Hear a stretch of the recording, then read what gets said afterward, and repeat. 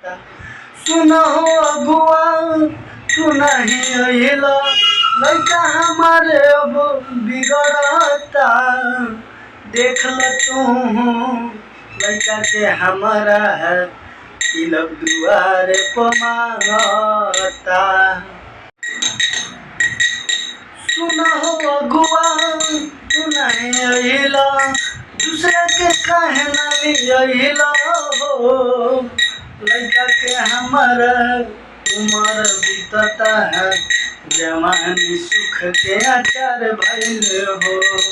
सुनो अगुआ तू नहीं अहिला, दूसरा के काहे न लिया हो।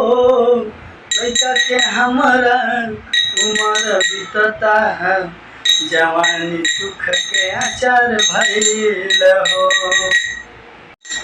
सुनो अगुआ तू नहीं अहिला, लइका हमारे अब बिगड़ता। शादी के लेके रात भर हो छत पर खाली रोता। शादी के लेके छत पर हो खाली वो रोता। सुनो अगुआ तू नहीं अहिला, घरवा में हल्ला भइल बा।